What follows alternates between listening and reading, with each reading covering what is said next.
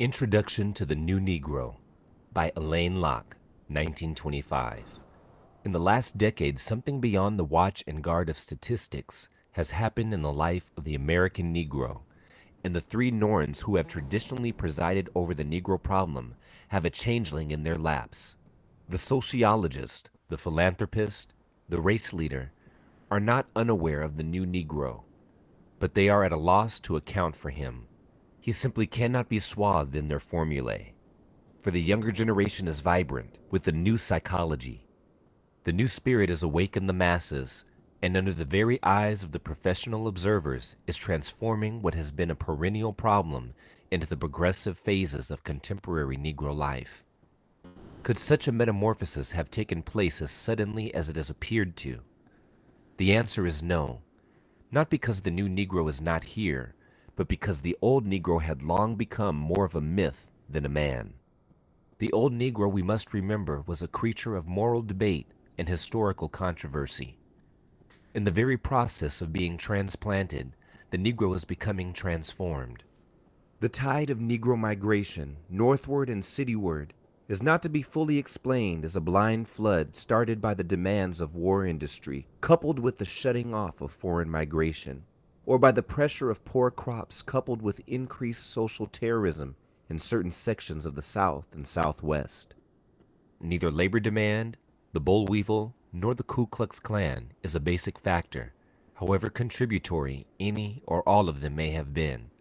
The wash and rush of this human tide on the beach line of the northern city centers is to be explained primarily in terms of a new vision of opportunity, of social and economic freedom, of a spirit to seize, even in the face of an extortionate and heavy toil, a chance for the improvement of conditions.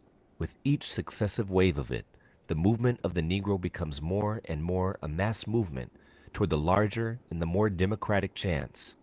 In the Negro's case, a deliberate flight, not only from countryside to city, but from medieval America to modern.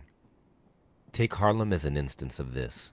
Here in Manhattan is not merely the largest Negro community in the world, but the first concentration in history of so many diverse elements of Negro life.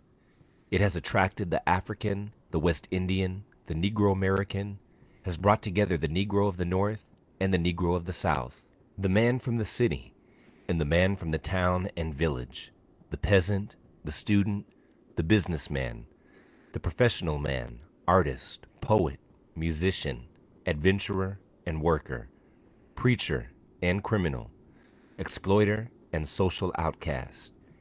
Each group has come with its own separate motives and for its own special ends, but their greatest experience has been the finding of one another. Proscription and prejudice have thrown these dissimilar elements into a common area of contact and interaction. Within this area, race sympathy and unity have determined a further fusing of sentiment and experience.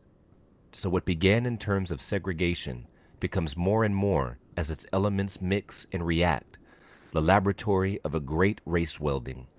Hitherto, it must be admitted that American Negroes have been a race more in name than in fact, or to be exact, more in sentiment than in experience. The chief bond between them has been that of a common condition rather than a common consciousness, a problem in common rather than a life in common. In Harlem, Negro life is seizing upon its first chances for group expression and self-determination. It is, or promises at least to be, a race capital. That is why our comparison is taken with those nascent centers of folk expression and self-determination, which are playing a creative part in the world today. Without pretense to their political significance, Harlem has the same role to play for the new Negro as Dublin has had for the new Ireland, or Prague for the new Czechoslovakia.